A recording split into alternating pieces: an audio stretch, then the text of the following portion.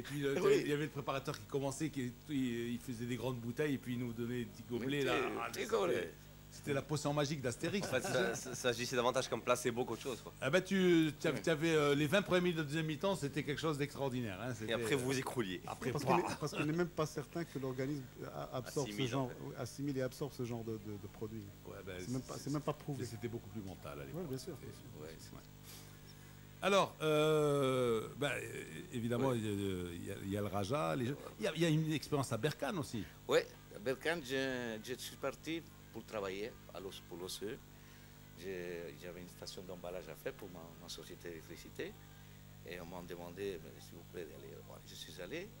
Et dans la station, il y avait une balle et on a commencé à taper le ballon. Ils sont venus, ils disent, tu veux pas tu jouais bien. Je m'entraînais, oui, je vais bien. Et je suis parti au stade. Entraîné, je me suis À la RSB, Résistance sportive de Berkane. Ouais, Berkane. Ok, j'ai commencé à jouer. Tout de suite, je ne pouvais pas jouer au football, mais j'avais encore quelque chose. Je restais, ah non, tu signes avec nous. Non, moi, je ne peux pas signer, je ne sais pas. Ok, et je continue. Et l'entraîneur, il a eu des problèmes. Dis-moi, s'il va prendre la choucou ou l'entraîneur? Non, il a eu des problèmes. Là où il va, C'est l'entraîneur les deux, hein. disparaît, Non, t'as- jamais. Où il va, l'entraîneur s'en va. Il avait deux particularités. Depuis tout à l'heure que je l'écoute, en fait. Là où il va, l'entraîneur s'en va, et quand il arrive, j'avais tel joueur qui commençait là, qui finit là. Ouais, Le joueur qui commençait là, il a fini là. Ça, quand il arrive, le schéma, le puzzle, Mais- il commençait là. C'est ça, Alors j'arrive au Non, mais- AK-35, non, on mais a des dis-leur, lumières et les gardiens dis- du but. dis-lui. Fini. Ouais, c'est Dis-lui. marqué. Et il est gauche. Ouais, à mais 35 ans. il fait monter Berkane en première division. Ah, oui. Oh, tu es au courant. Alors, Il monte avec Berkane accède à la première division. avec qui? Avec un joueur qui est parti au phare, Ouais. acheté à un prix fou, c'est Harras. Harras, Arras. qui est un gaucher. Harras, un gaucher qui me mettait la tête en bas, il courait. Bon, mais ce monsieur-là, il jouait n'importe où. C'est Berkane de Hagas, il y avait le grand joueur. Ah, Hagas. attends, Chaboun, Chaboun, Voilà. Harras, attendez, oui, il y Boustraba et tout a ça, hein. eux qui sont montés l'équipe en première division, c'est le joueur. Il y a Boussaba, il y a l'axe, comment il s'appelle, les libéraux. Les Douboulghala. Et je vais maintenant me recycler sur les gardiens. C'était deux frères. Les gardiens? Non, les deux. Donc. Mounir et Boisé. Non, tu parles des gardiens. Non. Attends, Non, non. La défense centrale. C'était un moustachu, un frère, oui. C'était des frères. Ouais. C'était quoi leur prénom? Non, parce qu'il faut qu'on arrête avec cette histoire. Les filles d'Adi 1, 2, 25, on ne sait jamais comment ils s'appellent. À chaque fois qu'on a eu des frères qui jouent dans une équipe, les Kadmeri, on n'a jamais su comment ils s'appelaient. Il y a un bon paquet de joueurs, on n'a jamais su comment ils s'appelaient. Mais je ne sais pas si c'est de la paresse au niveau chez les journalistes de l'époque. On n'a jamais connu les filles d'Adi Wahed, Jouj, Amri 14, 1, 15, Amri 16, 2, Wahed, Jouj. Mais ça n'arrive que chez nous. Je crois que c'est n'arrivé nulle part. Il n'y a plus de fratrie dans les équipes de foot. Il n'y a plus de Mais fratrie. je vous ai, Je crois que les derniers, c'est le Brésil, je crois. si vous voulez m'éclairer, 6. c'est surtout sur les gardiens. Si vous voulez m'éclairer, c'est surtout les gardiens. Les gardiens, il était junior, je l'ai placé dans l'équipe première, il est parti dans l'équipe nationale junior. Ce n'est pas les frères, c'est un gars qui était un peu Mounir. blanc. Mounir. Mounir, bien sûr. Mounir. Mounir. Mounir. Voilà. Albinos, bien sûr. Albinos un poquito, Ouais, bien mais sûr. très aisé, en plus de ça, parce que pour jouer au football, il faut être un petit peu aisé, sinon on ne fait pas. Et là, à ce moment-là, ce gardien-là, il est parti. Je joue à Taza, on a gagné à Taza.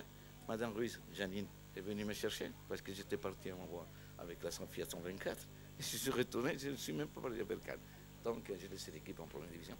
Et Arras, chaque fois qu'il venait ici, jouer avec les phares à Casa, il essayait de me voir où j'étais le dimanche matin pour me dire, passer un petit moment avec moi. Mais, ouais. Et là, bon, il y a... C'était une belle équipe, Berkane. Berkane, oui. Donc, il passe une très belle équipe. Ouais. Et il y a autre chose. oui. Ils ont été dauphins en première division. Entre 82 et 83, ils ont été deuxième du classement avec Biez. Biez. Qui avait Bias remporté qui- l'équipe. oui. Deuxième. Alors, Paco, aujourd'hui, on a tendance, comme tu dis, justement, à aller chercher l'oiseau rare en face. Hein. Donc, comment qu'on fait qu'est-ce qu'il faut faire pour que la sauce, elle prenne, je dirais, en interne, Au niveau des jeunes, au niveau des jeunes? Qu'est-ce qu'il faut faire? voilà, moi j'étais étonné en Espagne. Cet avancement dans tous les sports, quel que soit, aujourd'hui même en escrime, au tennis, en basket, en hand, en volley, tout ça. Et je me suis demandé pourquoi. Et quand j'ai passé le deuxième degré, j'ai fait des recherches à savoir exactement ils m'ont expliqué qu'au départ, l'Espagne, il n'avait pas une infrastructure aussi élevée comme l'Europe, la France, l'Italie, l'Angleterre, l'Allemagne, tout ça, et qu'ils n'avaient pas cette infrastructure pour pouvoir que ces jeunes garçons travaillent le soir, après l'école. Alors qu'est-ce qu'ils ont décidé? Que ces garçons-là, il faut qu'ils travaillent l'après-midi, au jour, puisqu'on n'a pas de cette infrastructure. Et ils ont fait école 8 heures, 1 heure. Comme en Italie. Moi, je pense que tant que nos joueurs marocains ils n'ont pas cette possibilité de jouer, que de travailler à l'école de 8 heures à 1 heure. Et de faire du sport ensuite. Et de faire du sport, c'est pas du bon travail qu'on va faire avec ces jeunes. Parce qu'entraîner ces jeunes entre midi et 2 heures, qui m'est arrivé ça, de le prendre vite, il est parti. Magri, par exemple, il a réussi un petit peu, mais il y en a beaucoup qui n'ont pas réussi parce qu'ils n'allaient plus à l'école. Ils restaient autour du stade et ils attendaient des amis. Tant qu'on ne fait pas ça, je pense qu'on ne pourra pas faire un travail spécifique. Ça c'est de l'eau moulin à 10, hein, tu le dis toujours. Je vais systématiser la chose. Jusqu'à aujourd'hui, il y a quelques années, on systématisait un peu les facteurs les déterminants de la performance sportive à 5. Et de plus en plus, on y a rajouté un autre facteur qui n'existait pas, dont on ne parlait pas il y a longtemps, la disponibilité. La disponibilité et des jeunes et de l'encadrement. Il faut que les gens, aujourd'hui, le sport professionnel, le sport tel qu'il est, la haute performance, exige une certaine disponibilité jusqu'à un certain niveau. C'est-à-dire, il y a un certain nombre d'heures d'entraînement qu'il faut avoir, mais pas uniquement l'entraînement. Ce qui suit, la récupération, enfin, tout ce qui suit l'entraînement, tout ce qui participe à la compétition. Oui, ce sont des heures incompressibles. Voilà, c'est incompressible. Et alors, aujourd'hui, ça n'est pas qu'un problème de football, c'est un problème de la jeunesse de ce pays. C'est que si tu veux faire de la musique, tu vas faire ça où et quand? Si tu veux faire du théâtre, tu vas faire ça où ou quand? Tu veux faire de la mécanique, tu veux t'amuser à démonter ta petite moto, tu n'as pas le temps de le faire. Tu veux déambuler dans la rue, rêver, écrire des poèmes, tu n'as pas comment le faire. Aujourd'hui, tu es formaté pour sortir de chez toi à 7 h du matin, arriver à l'école et revenir chez toi vers 20 h et avoir des devoirs en plus à faire. Tu as le cartable plein. Alors, parce qu'il faut qu'il y ait une torode.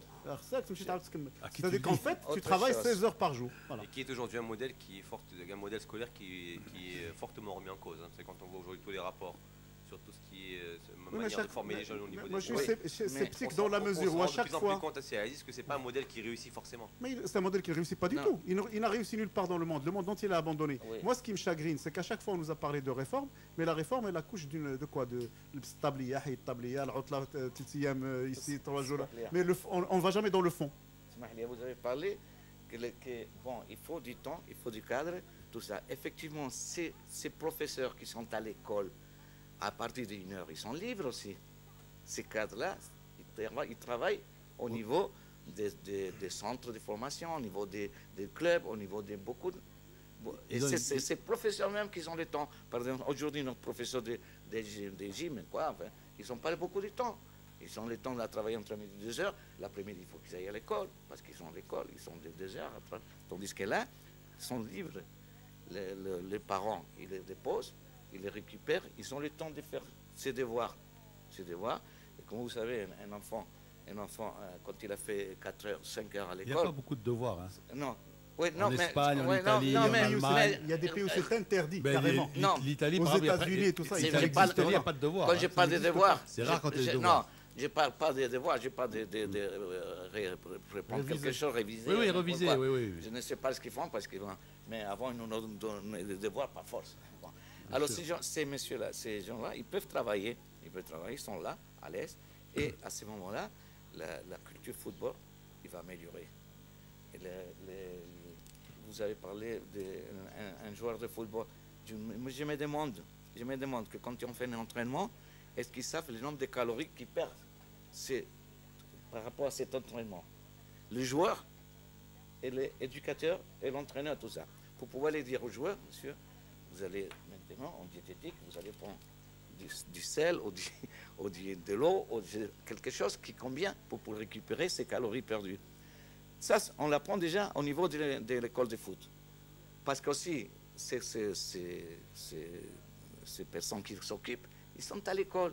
ils sont à un niveau d'instruction assez élevé qui peut correctement. Aujourd'hui, nous avons, c'est pas mal, nous avons des entraîneurs au niveau des jeunes qui sont pas recyclés, c'est toujours le même travail, c'est toujours la même chose. Il faut qu'on s'occupe d'eux. Mais qu'on s'occupe d'eux. Et peut-être parce qu'eux aussi ne s'intéressent pas beaucoup à ce qui se fait ailleurs aussi. Hein. Il y en a qui se documentent. Il y en a qui se documentent. Moi, souvent, oui, il y en a. Il y a même des entraîneurs qui m'amenaient par exemple des textes, des manuels en italien. Ils me disaient, est-ce que tu peux me les traduire, etc. Parce qu'ils vont aller chercher à gauche, à droite, en Allemagne, en Belgique, en France, ce qui se fait en Espagne. On prend ça. Et d'autres, non, ils s'intéressent pas. On prend ça et on l'implante en entraînement, mais on ne sait pas ce qu'on fait. Pour ça, il faut aller à l'école, il faut y aller à une école, comme vous dites, voilà. Il y a le déni de la fonction aussi, Lino. C'est que c'est considéré comme étant rien du tout. Rien du tout. Quand on entraîne les jeunes, c'est un monsieur qu'on paye 2000 dirhams. C'est trop, et encore. C'est trop, 2000 dirhams. Ben oui, tu vois, je les ai eu beaucoup moins cher. Hein. Ça ne te motive pas quelqu'un. Bien sûr. Comment veux-tu que cette personne aille chercher, aille se documenter, etc., alors qu'elle n'a même pas de quoi se payer son essence? Je viens de discuter ça hier. Les matins, quand il sort de chez lui, il a déjà des problèmes. Le daou, le ma, le psrir et tout ça. Qu'est-ce qu'il va penser à l'entraînement qu'il va faire? Il n'a pas pensé à son entraînement. Avec tous les problèmes qu'il a personnellement. Parce que malheureusement, Paco, pendant des années, on a confié des équipes de jeunes, de nos grandes équipes, aux anciens joueurs, voilà. Pour qu'ils ferment leur gueule. C'est un peu vérité. C'est vrai. Et aujourd'hui, un peu de social et surtout pour qu'ils nous restent tranquilles. La dernière émission de Moussada que j'avais faite, j'avais reçu le Raja et la deuxième partie, Raja qui est champion du Maroc, la deuxième partie, je l'avais consacrée à l'école et à la formation. J'ai posé une question toute simple. Je leur ai dit, est-ce que vous avez dans votre encadrement un Widadi? Ils m'ont dit non, on n'a pas de Widadi.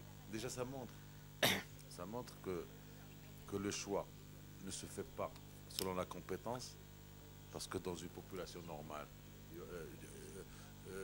tu as 10 candidats à Casablanca, tu trouveras dans la logique des choses 4 Widadi, 4 Rajaoui, et un Tassaoui, un de Barnossi ou d'Urak.